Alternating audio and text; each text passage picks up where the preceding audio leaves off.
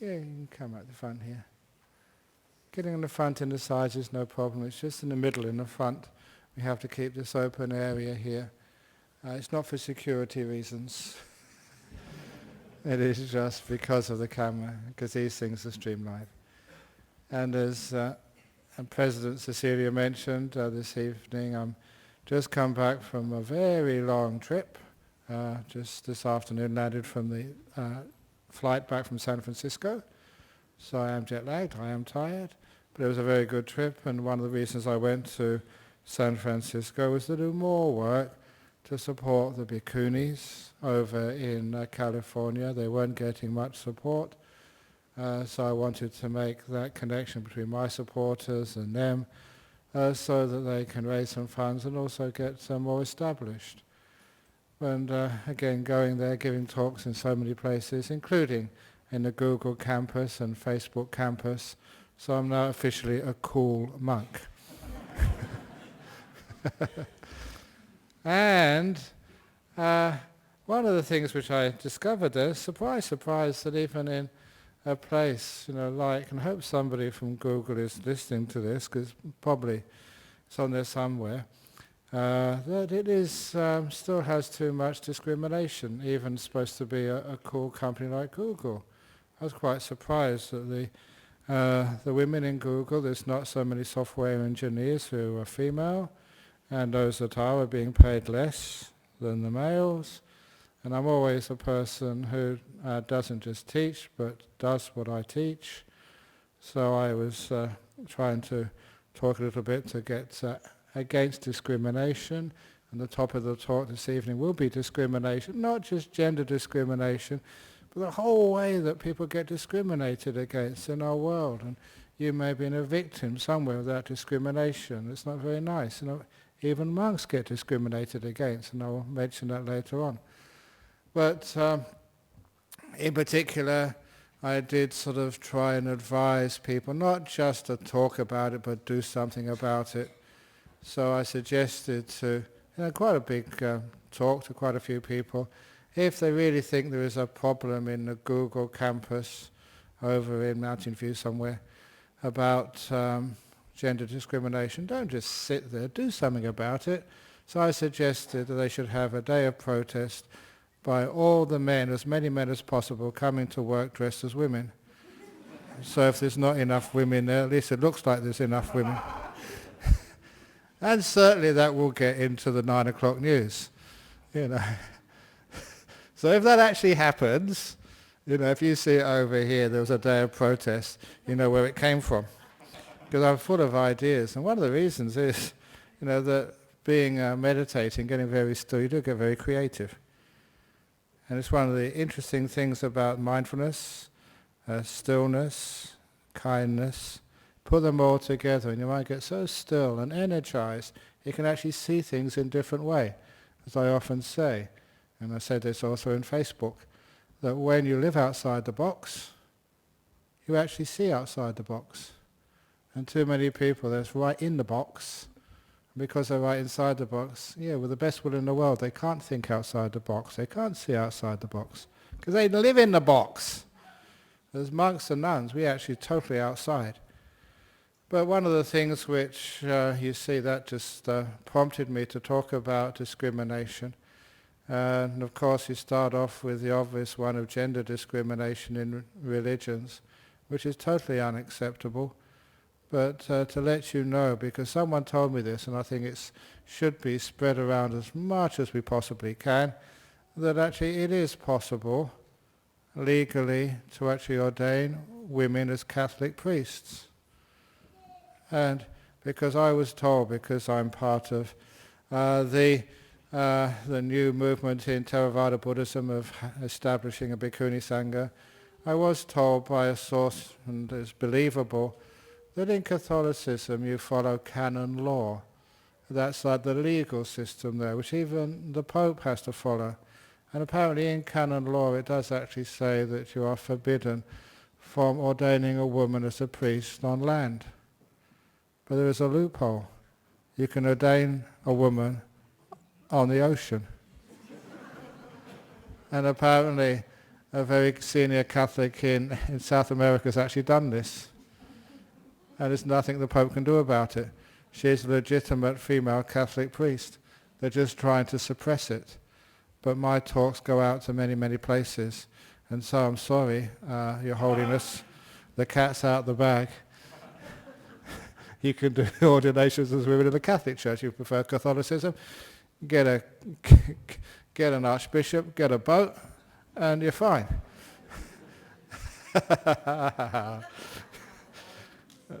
Yeah, but I love being a bit of a rebel, messing up other religions. But anyway, with Buddhism, a typical thing which I hope you'll learn here is you don't just argue against it. Yeah, it's good to do a day of action in Google if that really works. But the most important thing is to say, why? And what is the cause of these problems? So that's a very typical Buddhist thing. Yeah, here's a problem. Why? Why is this cause? Why is there discrimination?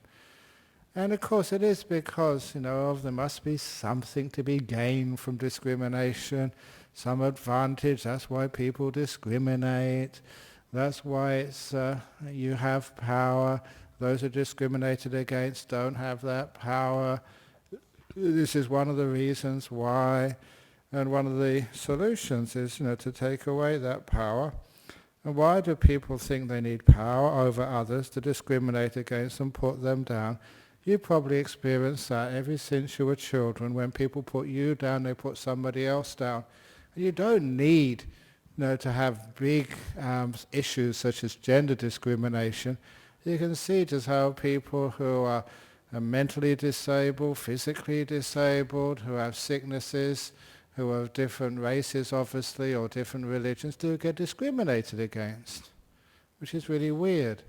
I don't know those of you in Western Australia that lucky are Assistant Secretary, who also told me, just to make you know, I think we're only 10 members short of 4,000. She's got a goal of 4,000 members before our AGM. Only 10 short. That's our goal.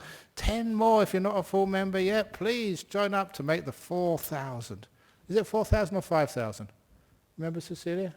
It's a big number anyway. So anyway, it's 4,000. 4,000 members of our Buddhist society, so we go over the 4,000 one. Anyway, going back to reality, why people would sort of discriminate, that I don't know if you saw she sent me this news clipping, that there was a big high-profile legal case where a young woman was contesting the will. And I think it was one of Lang Hancock's, Peter Wright I think it was, his daughter. And she was apparently awarded 25 million from the will, but on condition she never converts to being a Buddhist. Or Islam or Buddhism. Islam or Buddhism. And if she even comes in here, that her inheritance is threatened. Now that's really weird. Why do even people think like that in today's world? And there is some idea there that discrimination obviously comes from a lack of understanding, a lack of education, a lack of actually seeing what is really going to be beautiful and helpful for our world. And when I read things like that, I'm not worried about her becoming a Buddhist or not. Nowhere in the world she probably would be. But just the very reason that a person would say that and be discriminatory. That if they say that she can't inherit if she becomes a lesbian, if she becomes a vegetarian, if she supports Fremantle instead of the West Coast Eagles.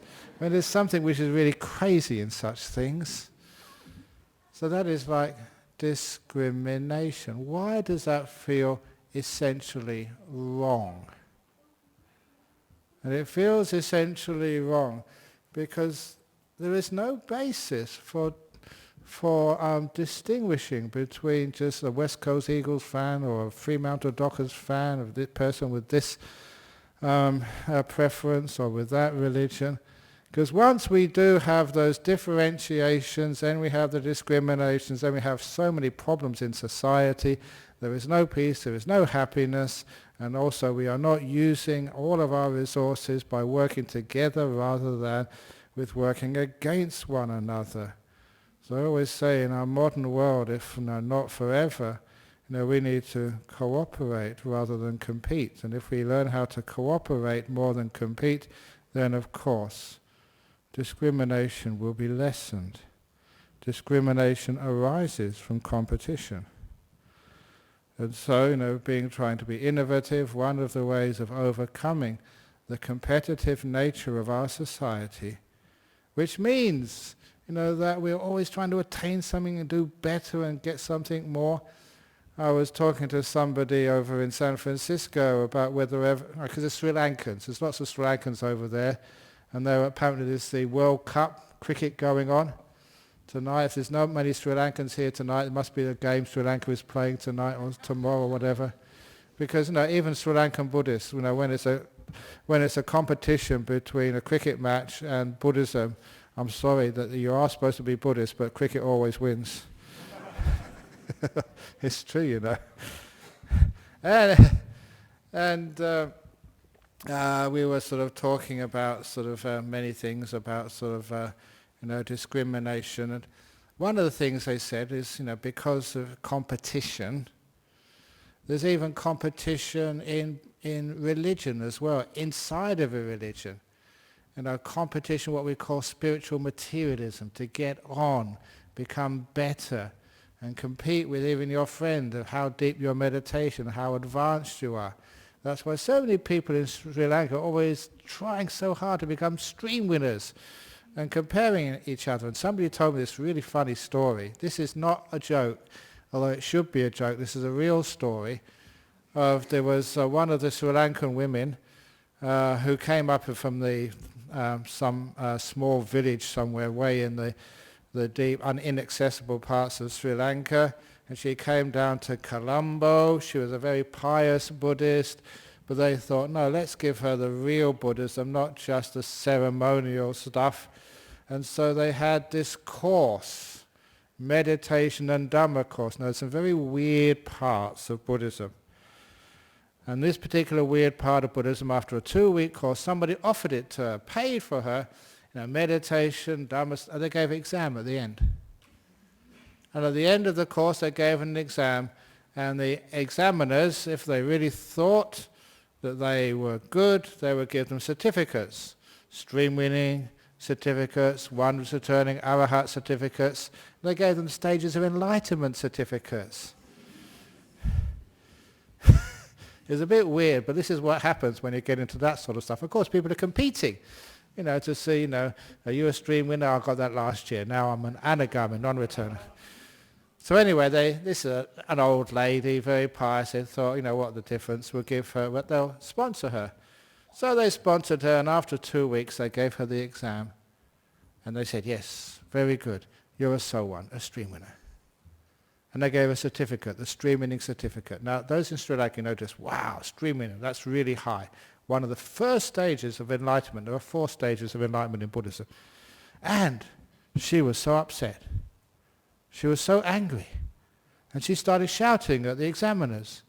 So what do you mean? Why are you so angry? You're a stream winner. That should make you very happy. But she scolded them and shouted at them. Why don't you like this? And she said, don't you remember, I was here last year and you said I was an anagami. I've been demoted.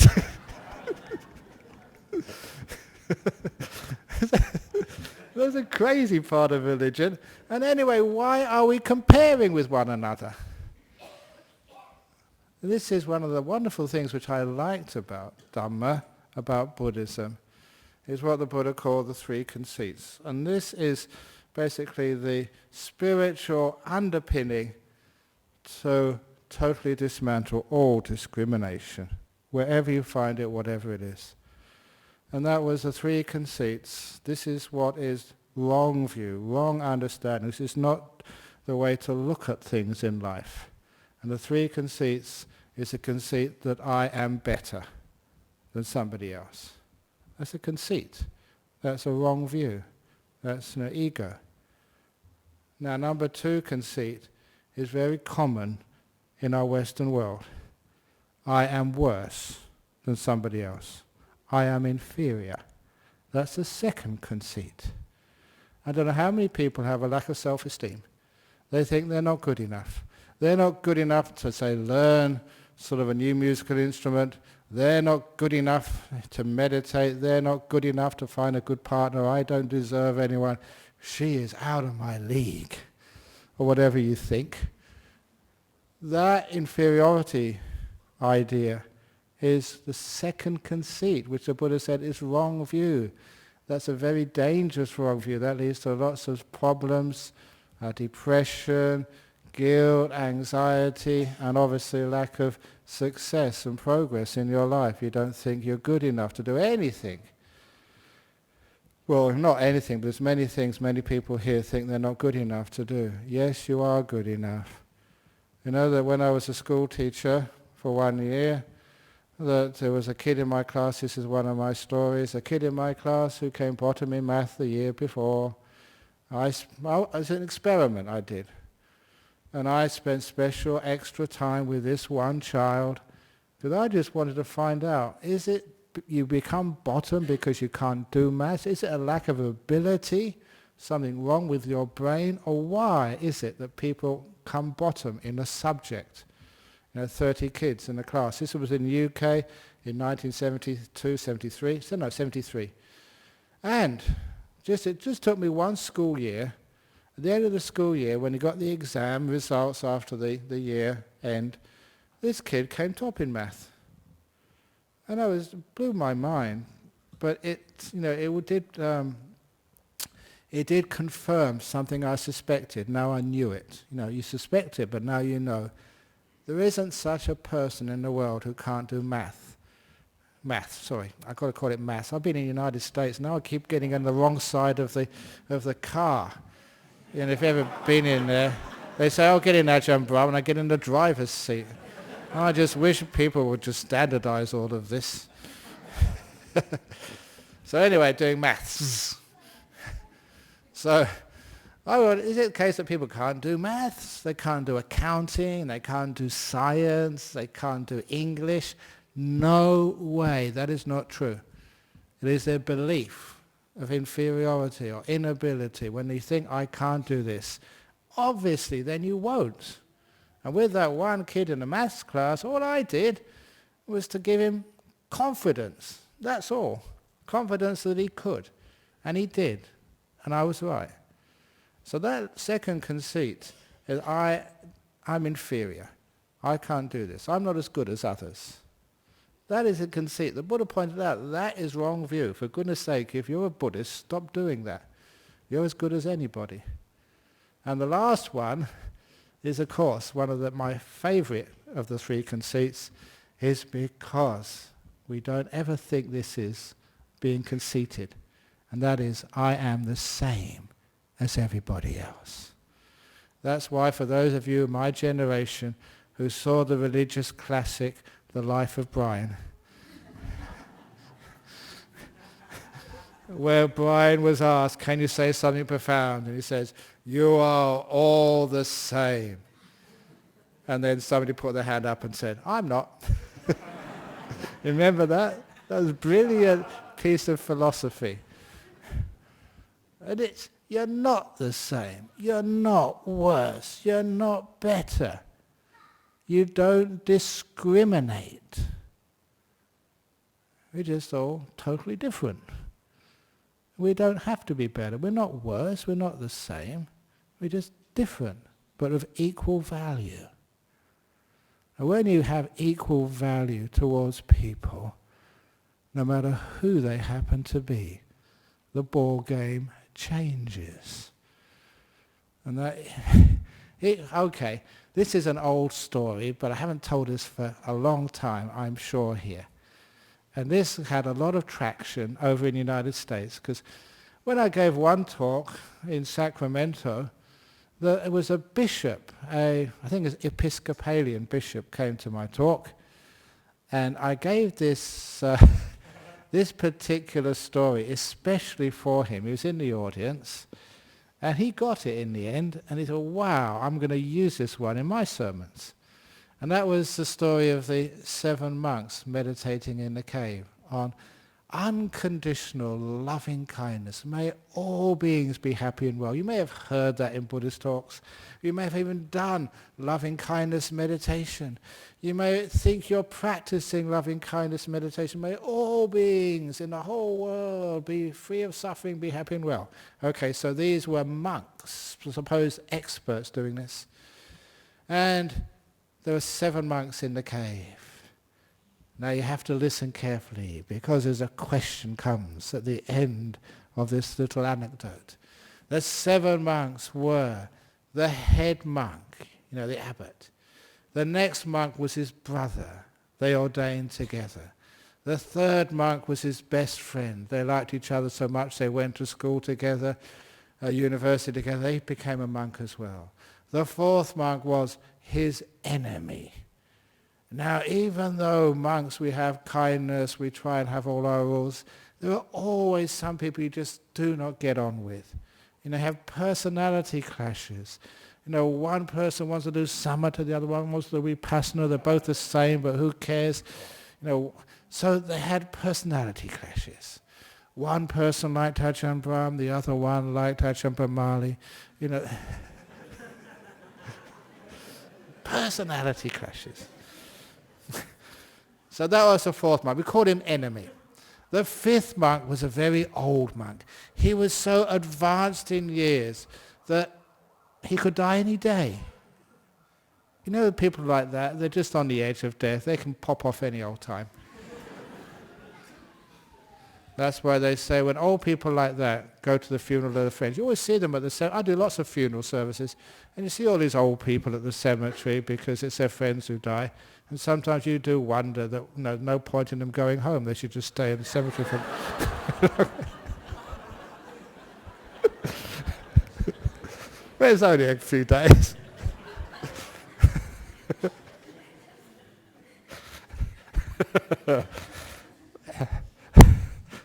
So anyway, that was the old monk. The next monk, he was a really sickly monk. If it wasn't this disease, another disease, the people like that, they're always sick. And this one, he was so sick that he could die any day too. And no one actually knew. If they weren't monks, they probably put some sort of betting on who would die first, the old monk or the sick monk. They were that close. It was even odds. And the last monk, number 7, he was what in Buddhism, in monastic Buddhism, we call the useless monk. In other words, when he started to meditate, every time he'd fall asleep. But worse, we don't mind people falling asleep when they're meditating, but he snored as well, really loudly. And when he tried to chant, he'd always chant out of key. And his robe kept falling off. Mine's on today, so I'm not the stupid monk. And he was just, whatever he did, he couldn't do it. He was a useless monk. When I told this story over in San Francisco, Ayatata Loka, she was the person who ordained many of our bhikkhunis. She was there, and she's starting a monastery, and I said, Ayatata Loka, that's the name for a bhikkhuni. Every monastery will have a useless monk. If you haven't got one yet, you'll get one soon. I'm sure Dhammasara's got one. Or 2 or 3. But anyway, that was the useless monk. Okay, so now you've got the 7 monks. Now, a band of thieves, robbers, gangsters, they found that cave in the middle of the jungle where these monks were doing this meditation on loving kindness. And they wanted to take it over. But of course, if they let all the monks go, surely one of the monks would tell the police, and they would be hopeless. It wouldn't be useful for them. So they wanted this place, to store all their stolen goods and to hide while the heat was on, so they could not get caught. And once people forgot about them because other crimes happened, then they could leave and steal again. So it's going to be this hangout. But they realized they'd have to kill every one of those monks. Otherwise, one of the monks would say the location where the thieves were going to be living. But the head monk, like many senior monks, we're really good at talking. especially getting donations out of you. So that was the reason I was going over to California, to squeeze many donations to support the bhikkhunis over there. They were getting really, really very, very poor. They were in mouldy huts. And I was actually, this is really nice news. I managed to get a commitment from one of the people in Google to get $1.3 million to pay for them. So good old Google.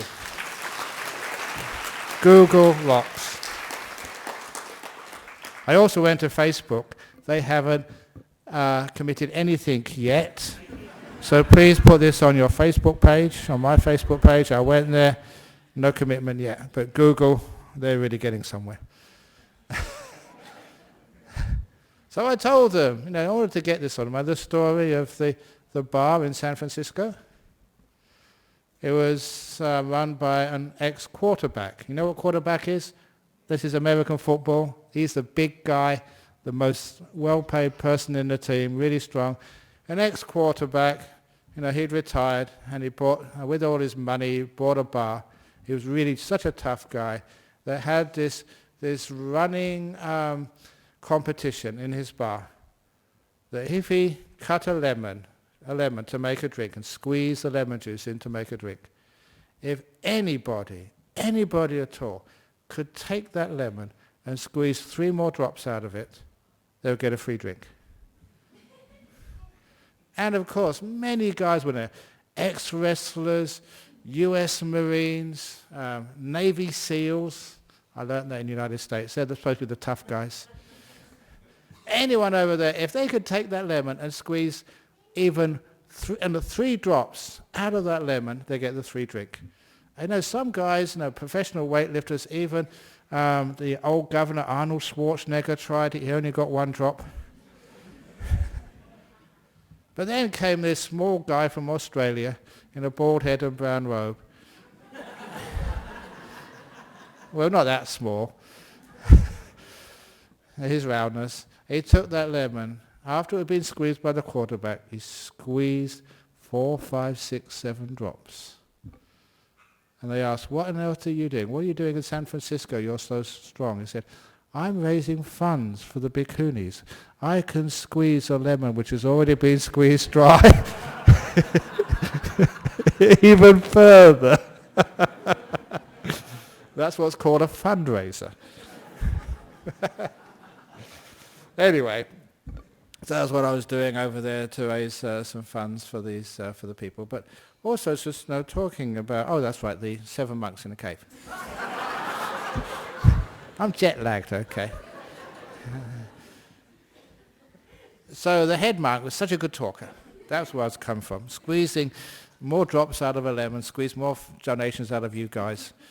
So such a good talker, managed to convince the robbers, the head of the robbers anyway, to let all the monks go except for one. The robbers insisted that one monk would have to be killed in front of all the others as a warning, that they were serious. That if any of those monks which were released told the police the location of the cave, these robbers would come to them and do the same. They needed to be warned to show they were serious. And that was the best the head monk could do. So this head monk had this really awful choice in life. He had to choose between all these monks who would die so all the rest could go free. So, the bishop was in front of me when I said this story, and I said, okay, who was chosen? And I went through the list of monks again. The head monk, his best friend, his brother was number 2. The brother, they loved each other, would do anything for each other. And the best friend too. If you're a friend, you sacrifice everything for friendship. The 4th monk was the enemy. He didn't really like. He'd make it much more peaceful if he was the one gone. The 5th monk, a very old monk, he lived a full life. He was at the end of his life. Or the sick monk, who's going to die anyway. Or the useless monk, throughout his whole life had done nothing to help other people. So those were the 7 monks. And now, many of you know this story, because it is in opening the door of your heart. or in America it's called Who Ordered This Truckload of Dung. The reason why we gave it two different titles is because people don't realize it's exactly the same inside and buy both, therefore we make twice as many sales. Well, that's not the reason. They preferred calling it by the dung title. So, who was chosen? And you know that when I'm not going to ask this for you to put your hands up, but have a think, what's your answer? The bishop, he put his hand here, he said he chose himself, obviously. And that's what many people in Australia say, and in America, and in Europe, they say he chose themselves. Wrong answer. And I ask any other suggestions, and so how uncharitable people are, they say the useless monk. I don't know why they do that. Actually, I do know now, it's called discrimination. Somebody in your company is looked upon as being useless and you sack him or her. That is unfair. Discrimination. Now, this is the reason why I tell that story. So the bishop was quite surprised. That was the wrong answer. A bit embarrassed because he's supposed to be the bishop, he's supposed to know something. And I told him the answer. And he really smiled. He said, yes, I understand now. And the answer was, there was no way that monk could make a decision. Why? He'd just be doing loving kindness to all beings. May all beings be happy and well. Unconditional, indiscriminate.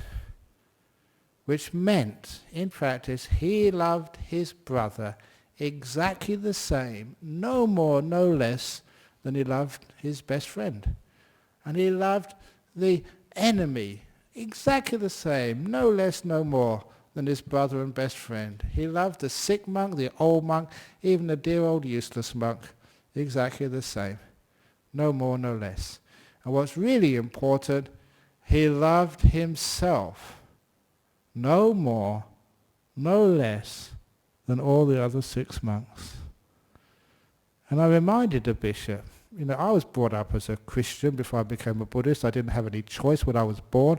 Apparently my parents, they put me in a bowl of water in the church and they baptized me, but that doesn't count because they never asked.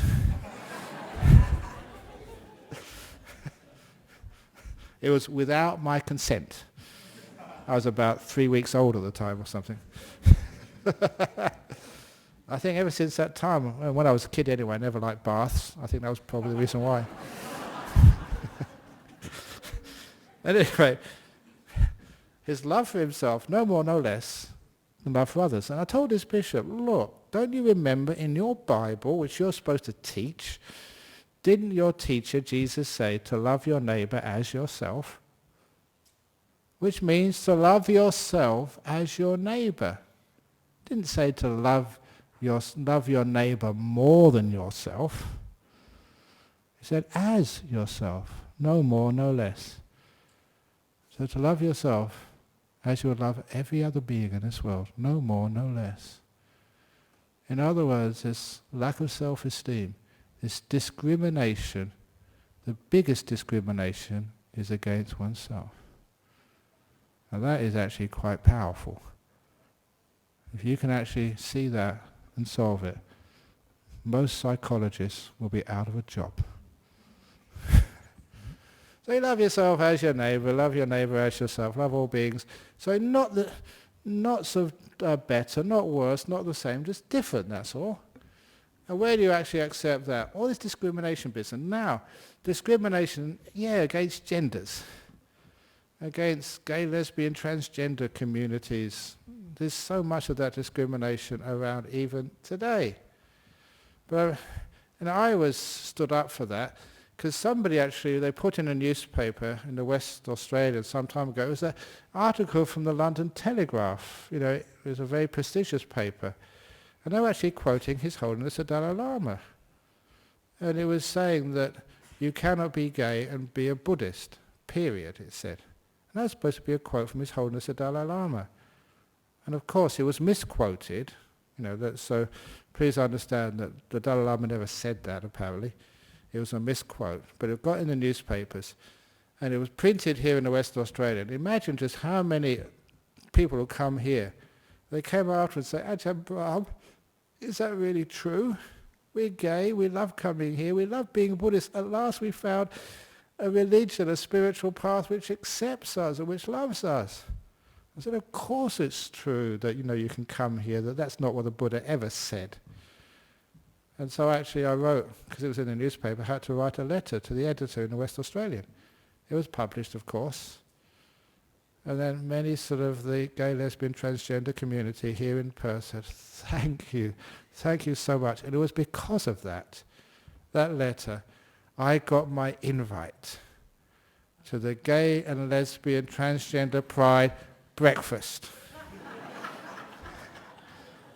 This is what I'm supposed to, religious leaders are supposed to lead, stand up for anti-discrimination, what is fair, what is right in this world.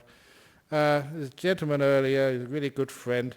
I keep forgetting people's names because jet lag, I just saw a couple of thousand people in San Francisco, so it's a person whose name I keep forgetting. I tell everyone that. But he was actually saying that when you go to because I'm probably forget them in 2 weeks' time when I next give a talk here, because I'm going to Hong Kong on Monday for 10 days. Even when you go to the supermarket, please look out for what you buy so it doesn't harm animals, harm people, no sort of goods which are in factory farms or in sweatshops, even buy less, which is always one of the best to do. So please be mindful what you buy, what you purchase, because it's just a couple of dollars for you, but that could be really causing a lot of hurt somewhere down the line. So anyway, I just mentioned that just in case I forget for next time. Maybe I'll say more about that afterwards in another talk another time. But we should never discriminate against anything or anybody in this world. But because I gave a talk at the Gay Lesbian Pride breakfast, sometimes there is discrimination and you have to do some affirmative action for it. And this affirmative action, which I thought this was absolutely brilliant, I'm sharing it with you now. There was one of the leaders of the Gay Lesbian Transgender group over in Tasmania. It was the last of the states in Australia which made homosexuality consensual between adults a crime. And the gay, lesbian community, transgender community over in Tasmania were lobbying the government for years trying to take this off the books. And the government were always saying that, we won't prosecute, it's just one of those things. But even though it's there, it's discriminatory. Just because they're not going to act on the law is there. The way they got that law overturned, this is a great example of when there is discrimination, how to overturn it. What they did was about 50 gay couples, and they knew it was against the law. They'd done all the lobbying, nothing was working. So they decided to have one night of extended, intense sex. They chose a night, 50 couples all together, and they logged it, they recorded everything they did. In a statutory declaration, they signed it afterwards, yes, we did this, and these 50 couples handed themselves into the police station the following morning, say we committed a crime, you have to arrest us. Of course, they alerted the media, so the TV crews, newspapers were in tow. And the police had no choice. They'd broken a law, it was on the books, and they confessed, they'd actually written down their confession, and the police had no choice but to arrest a lot of them. And I remember I met one of the police officers who had to put these people in jail. A week later she resigned out of disgust of her job having to do this. And of course, actually about 10 days later, the state government of Tasmania changed the law. They had to, because they were just so embarrassed. There was discrimination put right in front of their faces, which is one of the problems. Sometimes when we have discrimination, it goes past people. Oh, what does it matter? We're not really enacting this. We're not really being discriminating against women in the workforce. If they were good enough, then of course they get the promotions. That's so patronizing, as many of you people know. Oh, there's no problem about not having women in the Sangha. It's just, if they do enough good karma, they can become men in their next life. And that's what some people say. And how gross that is. Or they can just, be half nuns, not the full deal. That is really so gross.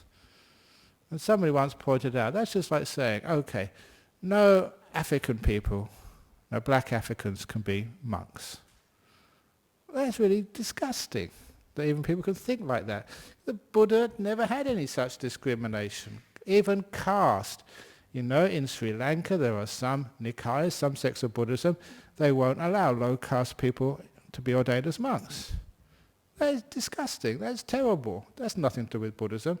I know that some monks have come across, this is Thai monks, because I always have to be fair, because sometimes people say I'm bagging Sri Lanka. I'm not bagging Sri Lanka, I'm bagging Thailand, I'm bagging Burma, I'm bagging everybody whenever they don't do good things. And they were saying, this is Buddhism, it's tradition. This human rights business is coming from the West, trying to impose Western values on traditional Buddhism. Human rights, it comes from truth, from knowing what's right, from compassion. It is essential to the Dhamma. Human rights comes from seeing things clearly, from fairness, justice, compassion, love to all beings. It doesn't sort of object to that. It just reaffirms what people like the Buddha saw a long time ago. Human rights is not primary, it's secondary to the truth. Seeing things as they truly are. So when people come across and saying, Buddhism doesn't have to have human rights, that is what I call go-mayang. Over in the United States, they knew what I meant by go-mayang. People who come on my retreats know that word. Go is the Pali Sanskrit word for bull. Mayang is for that stuff which comes out of the back end of a bull. And there are kids here, and I get complaints when I sort of say these naughty words, which the kids use at school, but I'm not supposed to say it because I'm supposed to be a religious leader. So you know what gomayang means. So that's a lot of gomayang. So here, if I mention the word gomayang, it means BS. So there's a lot of gomayang which comes around. Traditional early Buddhism was as equitable as you could possibly get. And why? Because discrimination goes against those three conceits. You're judging a person. But the Buddha actually did say, okay, you can judge a person, but on their character, on their deeds, not on their sort of fact they may have a limb which is deformed, or they may not have the same qualities as you have. Somebody asked me over there in San Francisco, I'm just going back because I'm a bit tired, so this is just some of the ideas which I was talking about. Somebody asked me, they said, you are just so, this is what they said, it was a nice compliment. These are the women in Buddhism over there. Said, you're so sensitive, to women. We can talk with you. They said it was quite rare they could talk to a man, let alone a monk, about all their issues. And they said, tell me about your upbringing. You must have had a whole family of sisters. That's what they said.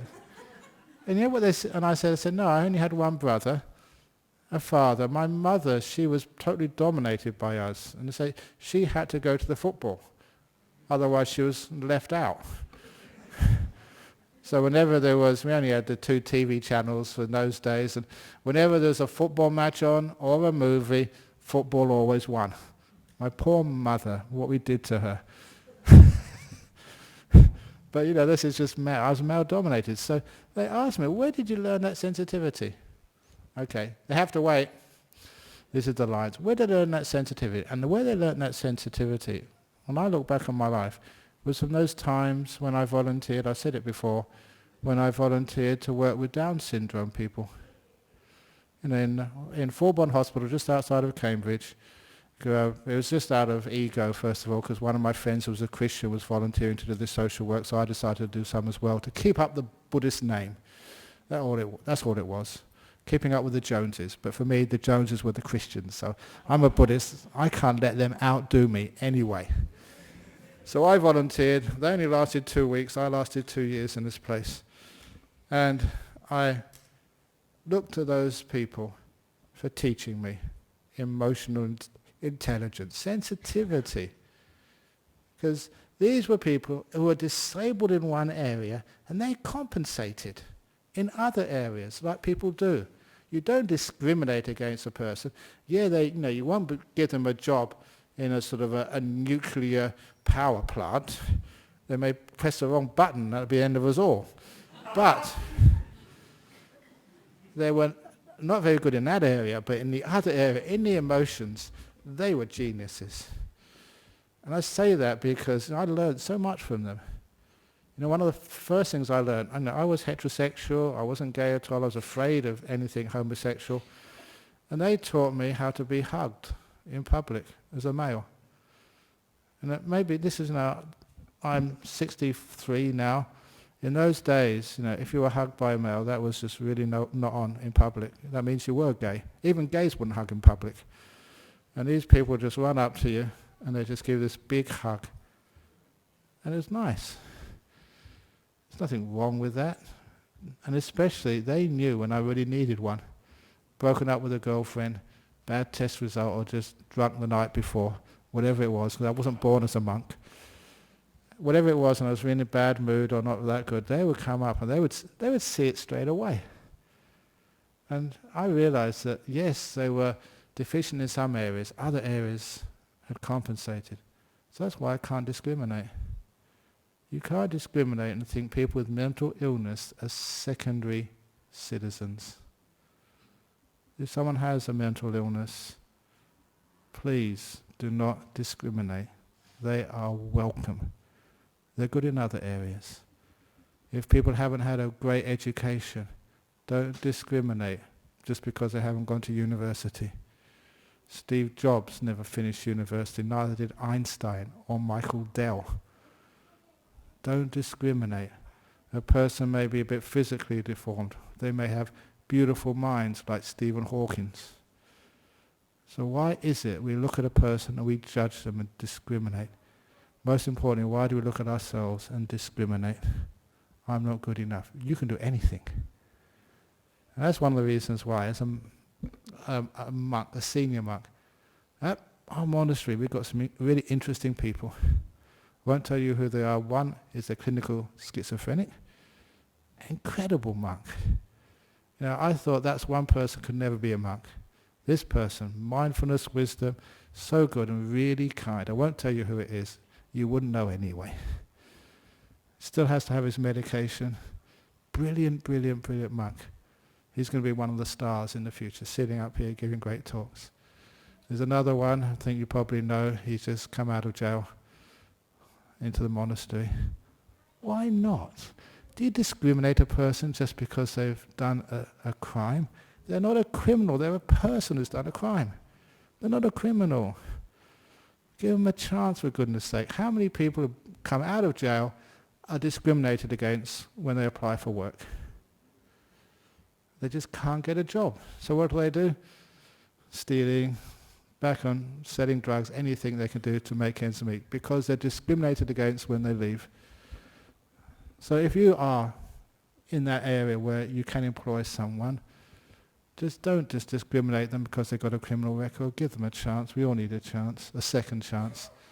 In Buddhism, there was this serial killer. The Buddha ordained him as a monk, became an inspiration, Angulimala. There was a person who was a prostitute, became Ambapali, became one of the famous bhikkhuni teachers.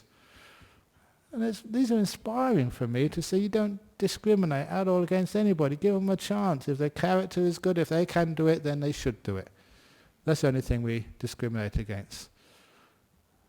Put people in the right abilities in the right place. So please be careful. I'm run over time now, so I'm going to stop soon. Please be careful. Just don't discriminate against anybody. Don't discriminate against yourself. Because Buddhism has this beautiful loving kindness. May all beings be happy and well. Don't care who you are. Just like the sun shines on everybody. North Koreans, whoever your enemies are, they're not really enemies. So don't discriminate against anybody. Thank you very much. Sadhu. Okay, is there any quick questions? No. No questions from overseas.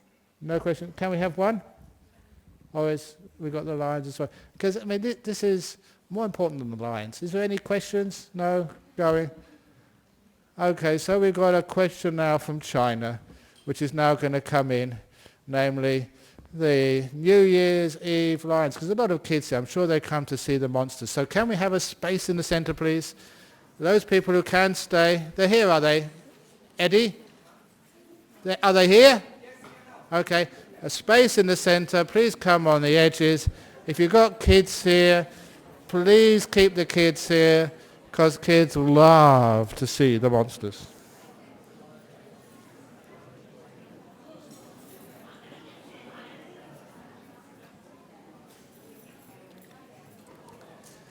So once you're on the side, the monsters are coming. The lions have escaped from the zoo and they're about to enter the Buddhist temple. The monsters can be very scary, but the monks and the nuns are the greatest of lion tamers. So it's going to be a bit noisy soon, the bang bang bangs. Those who want to go to the toilet, please go to the toilet. Please come back for the bang bang bang soon. And we've got firecrackers outside as well. My goodness, there's going to be a lot of noise. So please bring in the lions. Where are they? Lions. Has anyone seen a lion outside? It's supposed to be out there somewhere.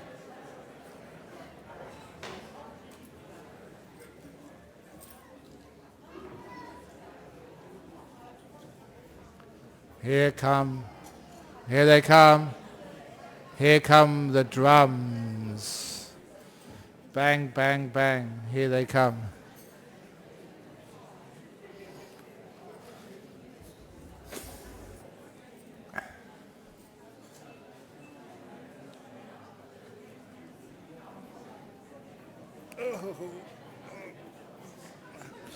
It's not bad for someone who should be asleep. No, sorry? Yeah, for about 24 hours, 30 hours or something. Yeah.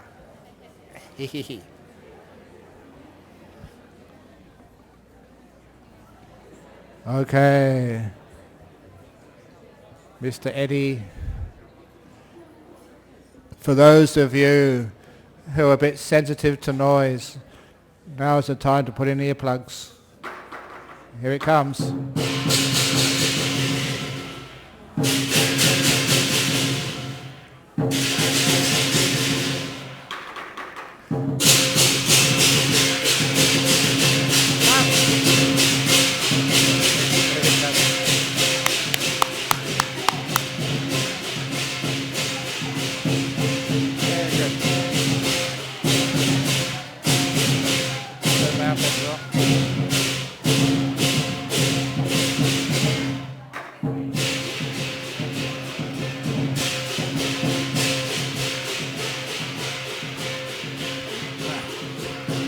They are very respectful lions.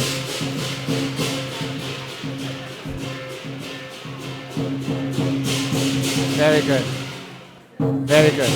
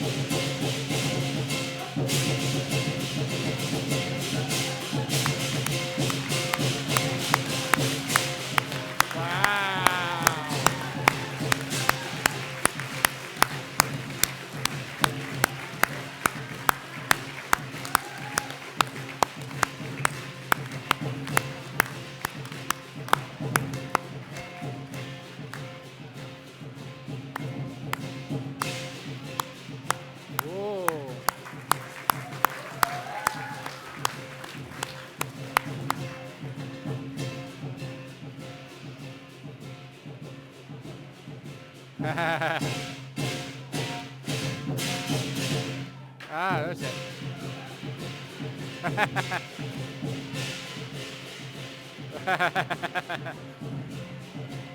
Very good.